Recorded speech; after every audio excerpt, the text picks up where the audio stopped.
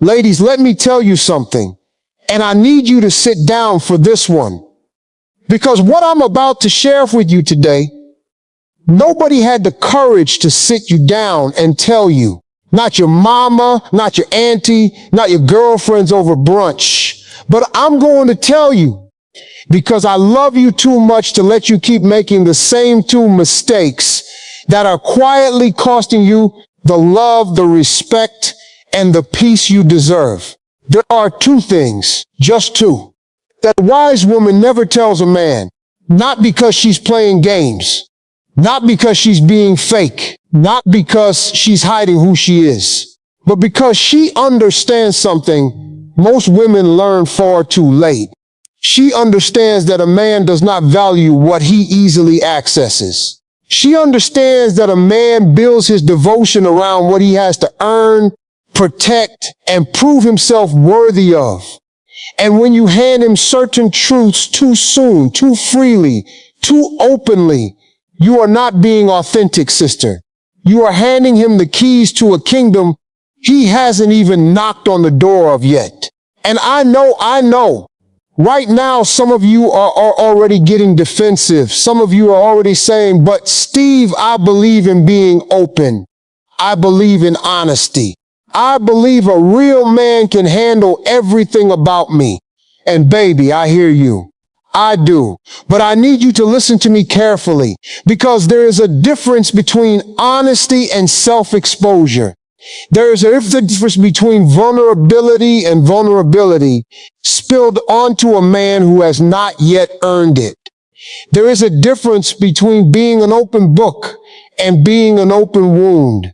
Have you ever been sitting there 3 months into something that felt like it could be real, wondering why he suddenly went cold, wondering why the man who was texting you good morning every single day suddenly acts like your name is just another notification he'll get to when he feels like it, wondering why the passion that felt so real in month 1 has curdled into something distant and confused by month 4. Sister, I'm telling you, in 9 out of 10 of these situations, the answer traces back to one of these two things you told him. One of these two truths you handed over before he had earned the right to hold it. So today, we're going to break this down slowly, carefully, with love. I'm going to tell you what those two things are. I'm going to tell you why they matter so much to a man's mind. I'm going to tell you what happens inside him the moment you cross that line. And I'm going to tell you exactly what to say, what to hold back, and how to carry yourself so that the next man who tries to love you does it right from the very beginning. Now sit tight. Get your tea. Get your notebook if you need to. Because this one right here is going to change the way you show up in love forever. See, here's what men are wired to do. And I say this as a man who has been on both sides, the one who got it wrong and the one who finally got it right. A man is wired to pursue. A man is wired to hunt. A man is wired to prove himself worthy of the woman he wants. That is not old-fashioned nonsense. That is not patriarchy. That is not something we can wish away because we want it to be different. That is the design. That is the blueprint. That is how a man's mind moves toward long-term devotion. And here's the part that hurts, sister. When you take the hunt away from him, you don't make him love you more. You make him lose respect for the very thing he was chasing. Because a man values what he has to work for. A man protects what costs him something. A man commits to what he had to prove himself worthy of. And when you hand him everything, your whole heart, your whole story, your whole desperation, your whole plan for the future, before he has even shown you who he really is, you have taken the hunt away from him. And in his mind, though he may not say it out loud, though he may not even understand it himself, something quietly shifts. He starts to relax. Then he starts to coast. Then he starts to wander. because the woman he thought he had to earn turned out to be a woman he already owned. Now let me tell you about a woman I know. Let's call her Rachel. Rachel is beautiful. Rachel is smart. Rachel has a good job, her own place, her own car, her own life. And Rachel met a man last spring who seemed like the answer to a prayer she'd been whispering for 3 years. He was attentive. He was consistent. He was pursuing her the way a man is supposed to pursue. And for the first 6 weeks, Rachel felt like she was finally living the love story she'd been waiting for. But then Rachel did what a lot of good women do. She got scared. She got scared that this thing might slip away. She got scared that if she didn't lock it down, if she didn't show him how deep she already felt, he might drift towards someone else. So one night over dinner, she told him. She told him she was already falling in love with him. She told him she could already see them married. She told him she'd already imagined what their kids would look like. She told him she'd been hurt so many times before, and she was terrified of being hurt again, and she needed him to promise her he wouldn't be like the others. Sister, I need you to hear me on this. Rachel did not do anything evil. Rachel did not do anything shameful. Rachel spoke from her heart. But Rachel made a mistake that thousands of good women make every single day. And within 2 weeks, the man who was texting her every morning was texting her every other day. Within a month, he was making excuses. Within 2 months, he was gone.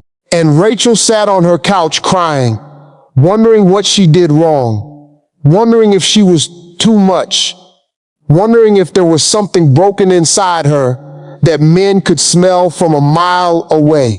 Baby, there is nothing broken inside you. There is nothing broken inside Rachel.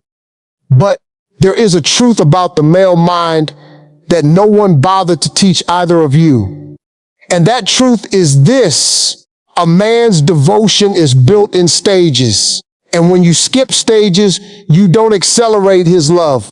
You short circuit it, you blow the fuse, you take a slow burning fire and dump gasoline on it. And instead of a bonfire, you get smoke and ash.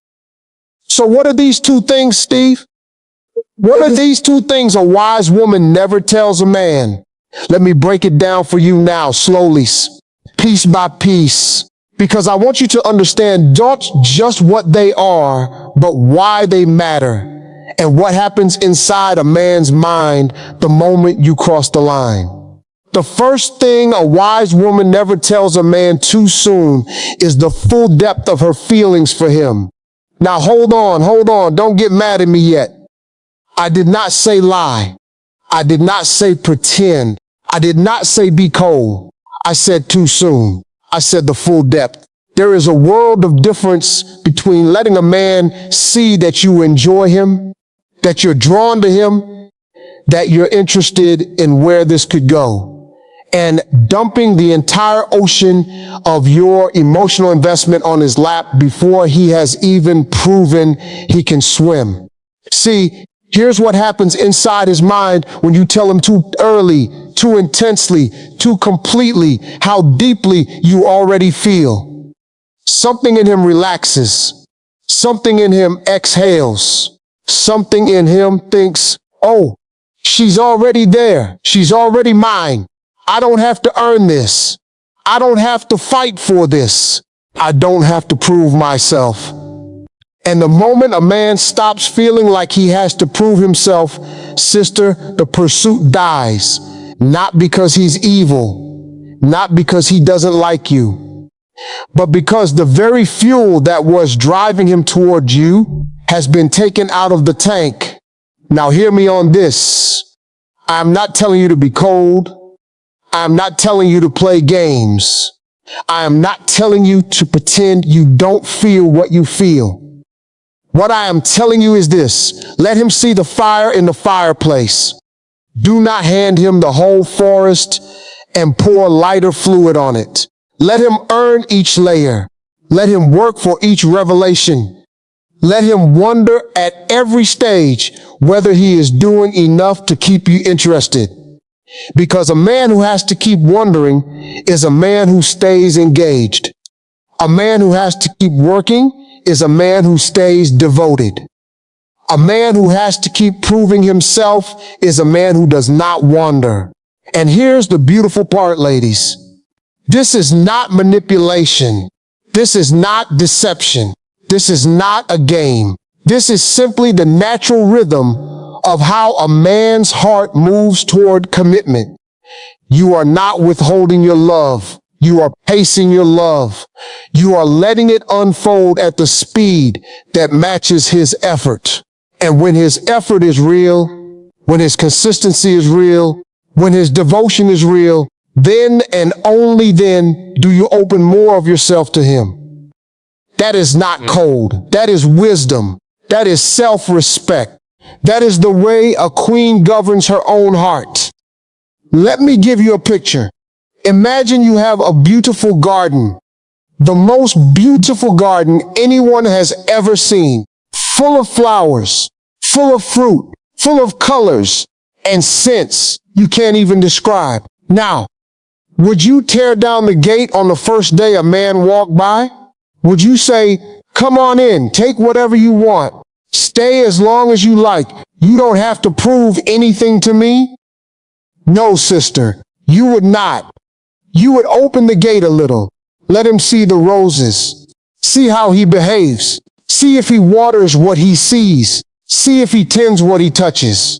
And only when he has shown you through his consistent actions that he knows how to treat a garden, do you let him further in.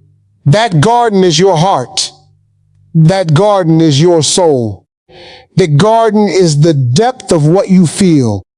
And a wise woman does not tear down the gate for a man who has not yet proven he knows how to water what grows there. Now let me tell you the second thing. The second thing a wise woman never tells a man is the full weight of her past pain, her past wounds, her past betrayals, and her deepest insecurities. Not in the early stages. Not before he has proven himself. Not while he is still deciding what you are to him. And I know some of you are already saying, "But Steve, isn't that being fake? Isn't that hiding who I am? Doesn't he need to know my baggage so he can decide if he can handle me?" Baby, I hear you. And I want you to listen very carefully to what I'm about to say, because I am not telling you to hide your story forever. I am telling you to protect your story until the man in front of you has earned the right to hear it. There is a difference between a witness and a stranger. There is a difference between a partner and a passerby. There is a difference between a man who has walked with you long enough to hold your wounds with reverence and a man who is still quietly deciding whether you are worth his time. When you hand a man your deepest wounds too early, several things happen inside him, and none of them are good.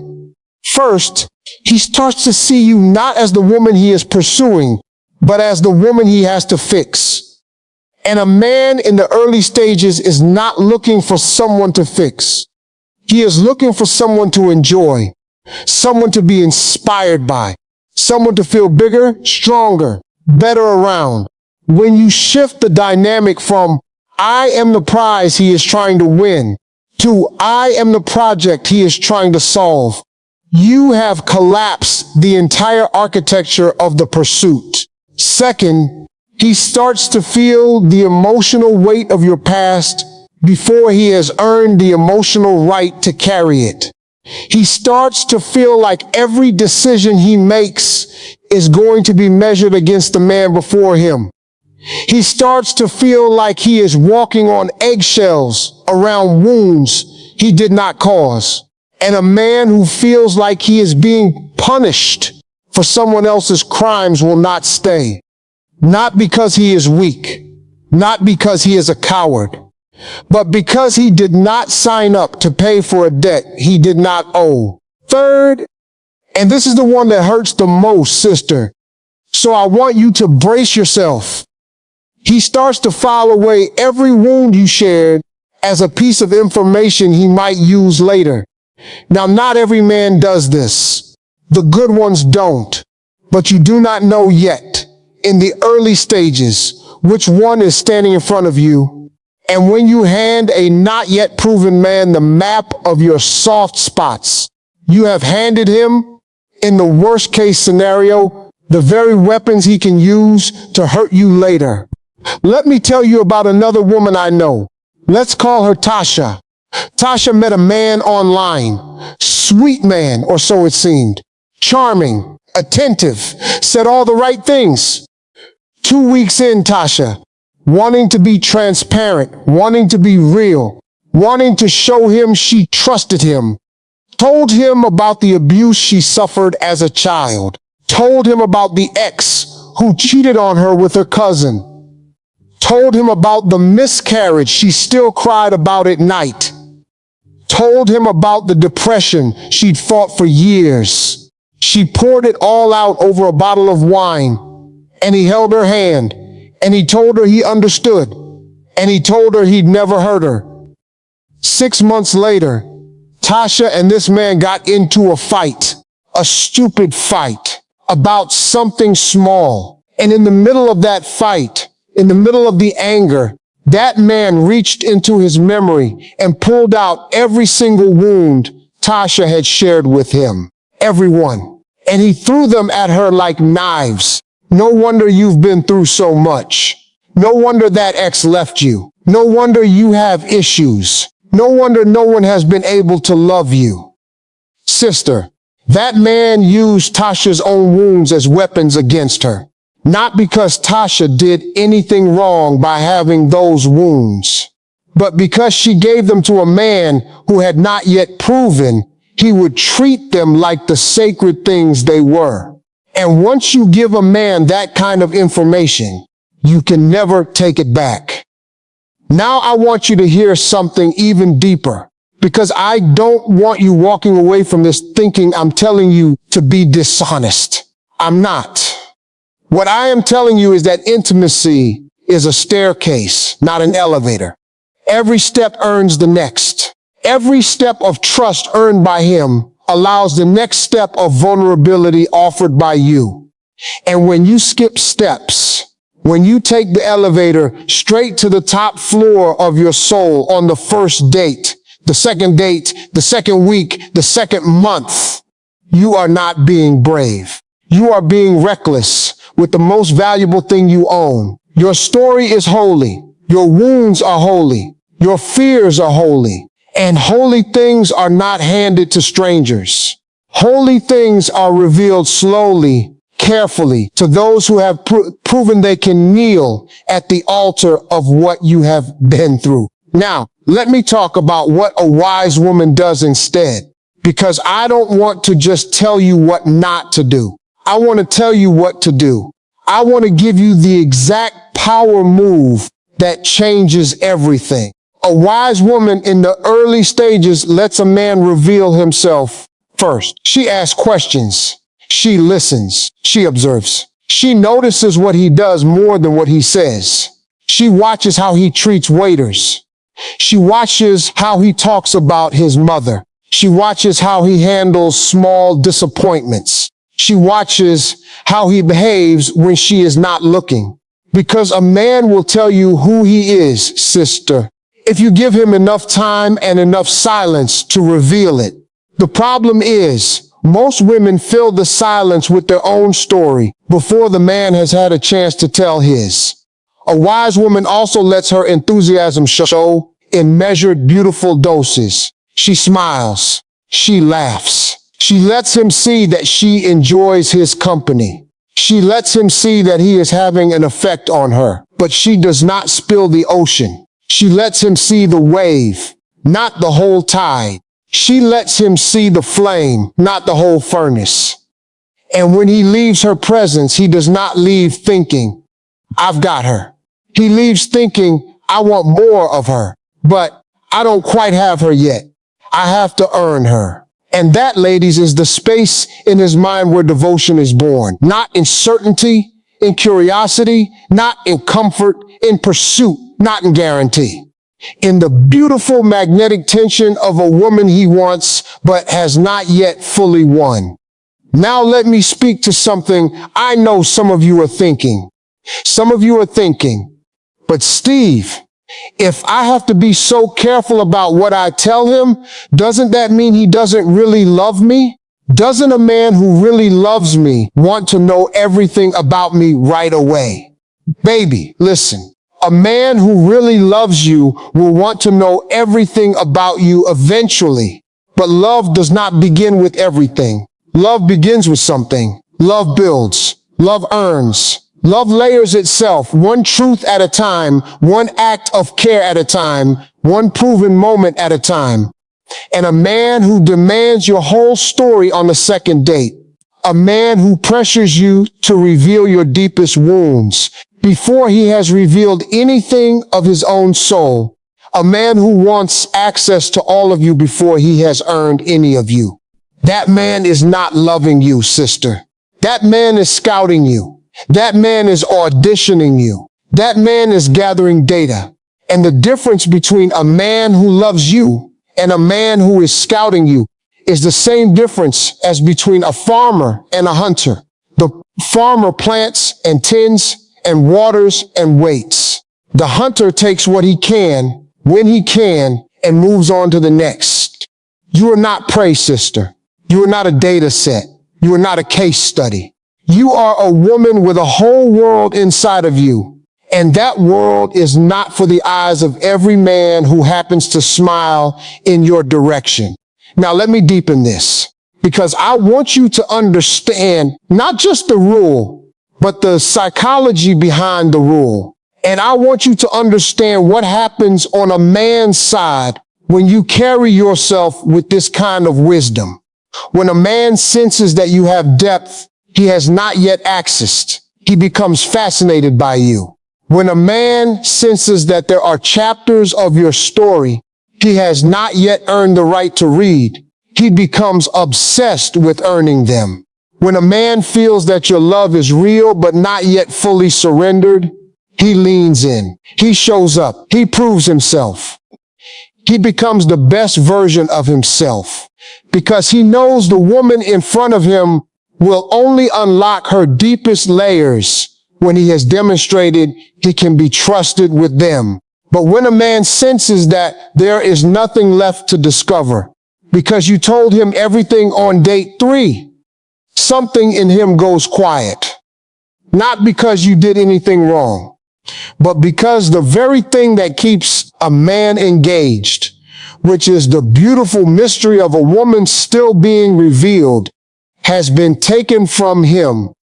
And a man without mystery to pursue is a man without motivation to work. I want you to think about the last time you truly, deeply wanted something. Something you had to work for. Something you couldn't just walk into a store and buy. Something that required patience and effort and time. Do you remember how sweet it felt when you finally got it? Do you remember how you cherished it? Do you remember how you protected it because you knew how much it had cost you? Now think about the last time something was handed to you for free, without effort, without waiting, without earning. Do you remember how quickly you took it for granted? Do you remember how easily you set it aside? Do you remember how it never quite felt as valuable as the thing you had to fight for? Sister, a man's heart works the same way. And this is not a flaw in men. This is the design of desire. This is the architecture of longing. This is the truth beneath every romance novel ever written, every love song ever sung, every wedding story ever told. What we fight for, we cherish. What is handed to us, we tend to forget the weight of. And when you understand this, You stop feeling like being wise about what you reveal is somehow a betrayal of who you are.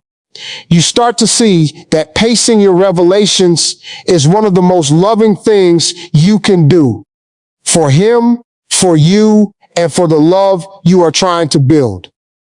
Now, let me tell you about a third woman. Let's call her Denise. Denise is the woman who got it right.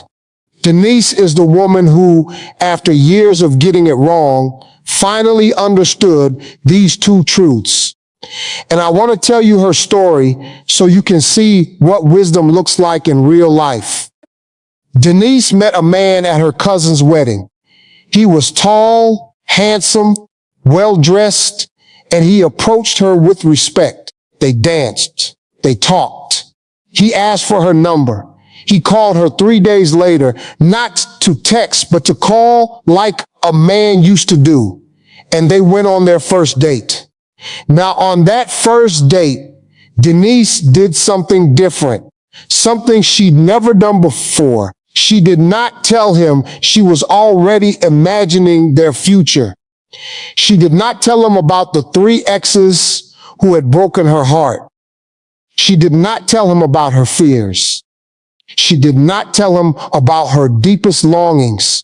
Instead, she asked him questions. She listened. She laughed. She let him talk about himself. And when he asked her about herself, she gave him beautiful, warm, honest answers. But she did not empty the ocean. She told him what she did for work. She told him she loved her family. She told him she loved to travel. She told him she was passionate about her faith. She let him see her light. She let him hear her laugh. But she did not hand him her wounds. Not yet. Not until he had earned them. And do you know what happened, ladies? That man, over the next 6 months, pursued Denise with more intensity than she had ever experienced. He planned dates. He introduced her to his family. He talked about the future, but only after she had allowed him the space to want a future with her. And piece by piece, layer by layer, as he proved himself worthy, Denise opened more of herself to him. Her past pain, when it came out slowly. In moments, she felt safe. Well, in moments where he had already shown he could hold it with reverence. Her deepest feelings, when she shared them, came out at a pace that matched his own revelation. 2 years later, Denise is married. Not to a perfect man, because there are no perfect men, but to a man who cherishes her, who protects her, who works to be worthy of her every single day. Because from the beginning, she taught him that access to her was earned, not assumed. And he built his devotion around what he had to earn. Now, sister, I know what some of you are thinking. Some of you are thinking, Steve, that sounds beautiful, but I don't have that kind of self-control. I feel what I feel and I want to say it. Baby, I understand, I do. But I want you to hear this. Self-control in the early stages of a relationship is not the opposite of love. Self-control in the early stages of a relationship is the foundation of love. Because the love that lasts is the love that was built on wisdom. And wisdom, sister, is knowing when to speak, when to hold, and when to let the man in front of you reveal what he is truly made of. Now let's go deeper. Let's talk about what happens inside a man's mind, the specific moment-by-moment mechanism when a woman handles this the wise way versus the reckless way, because I want you to see this. I want you to see the film reel of what's happening in his head so you never have to guess again. Picture 2 women, same day, same city, same age, same beauty. Both go on a first date with a good man. Woman 1 is what I call the ocean spiller. Woman 2 is what I call the deep well. The ocean spiller shows up to the date already emotionally invested in what this could be. She's been thinking about him all week. She's been telling her girlfriends about him. She's already imagined the wedding. And when she sits down across from him, she can't hide it. She spills. She tells him about her exes. She tells him about her hopes. She tells him she's been praying for a man like him. She tells him she feels like this is destined. And she does it all with a beautiful, warm, open heart. Now, inside his mind, several things happen. At first, he's flattered. Any man would be.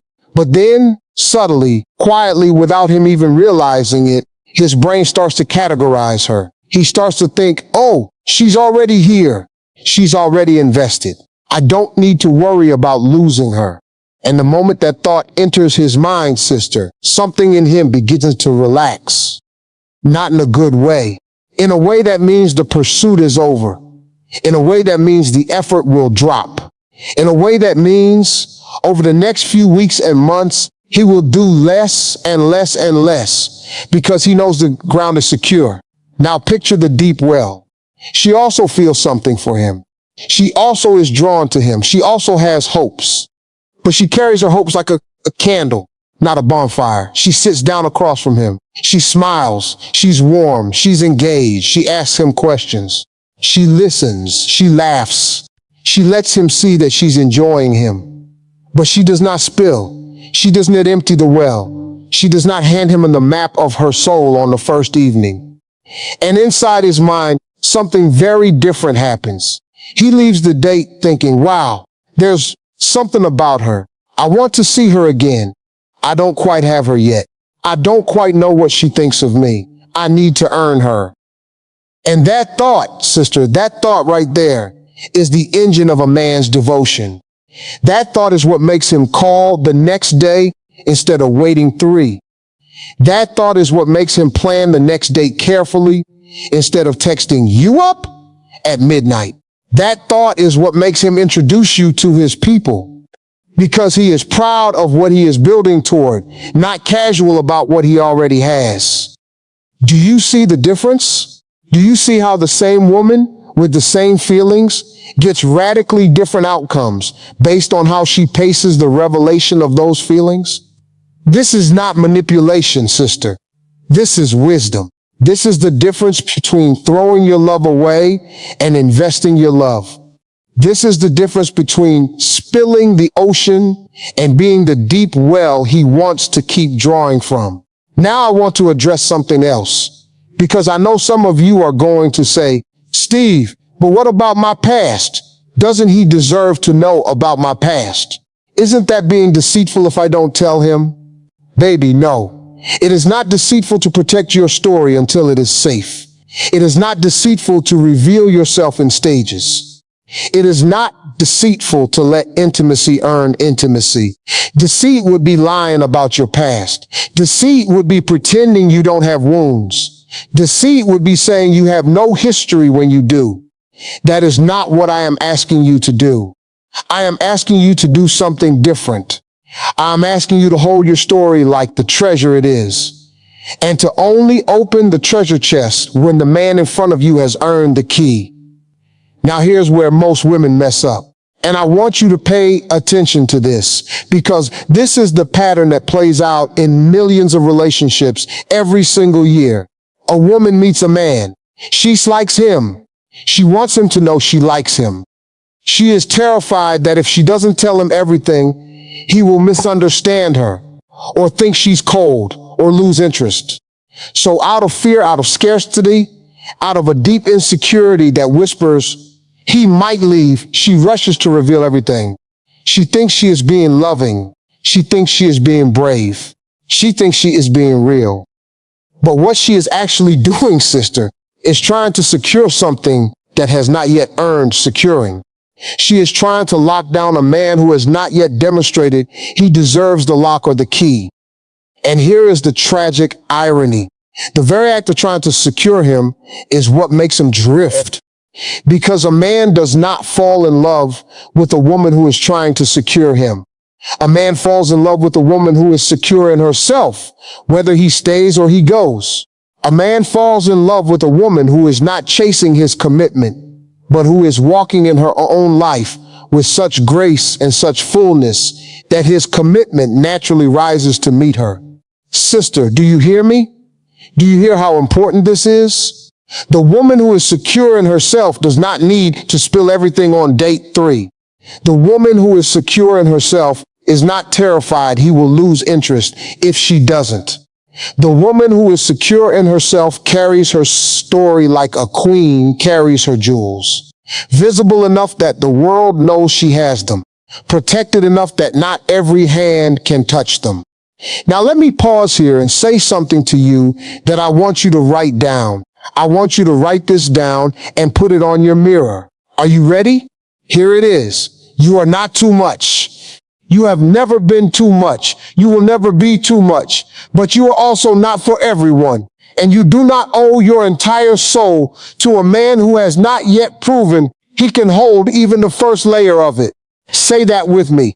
You are not too much. You have never been too much. You will never be too much. But you are not for everyone.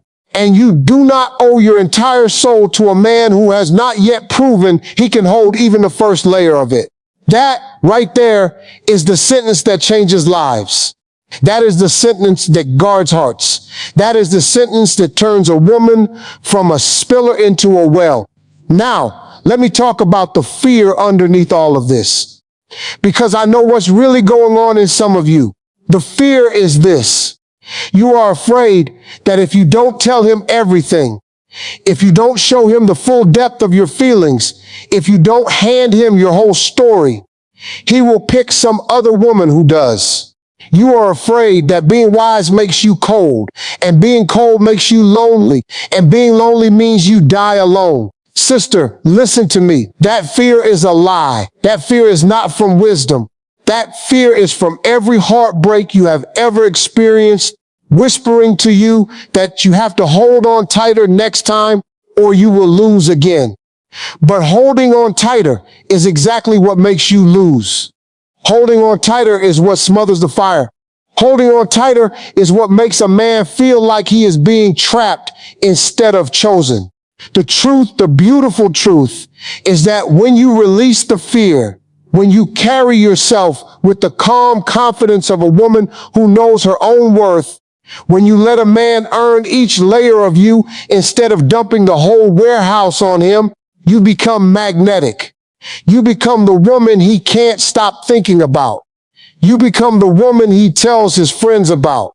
You become the woman he calls his mother about.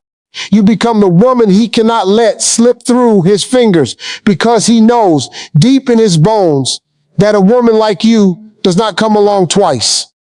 And here's what nobody tells you. That magnetism, that quiet confidence, that measured revelation, it does not push good men away. It calls them closer. The only men it pushes away are the men who were never going to stay anyway. The men who wanted your body without your soul. The men who wanted your attention without your standards. The men who wanted access without accountability. Those men will get frustrated when they cannot access you on their timeline. Those men will disappear. Those men will call you difficult or too much or too complicated. And sister, when those men disappear, you should throw a party, because their disappearance is not your loss. Their disappearance is your protection. Their disappearance is God or the universe or your own wisdom filtering out what was never going to bless your life anyway. Now let me get spicy for a moment, because I want to say something that some of the older aunties in the church might not say out loud, but I'm going to say it because I love you.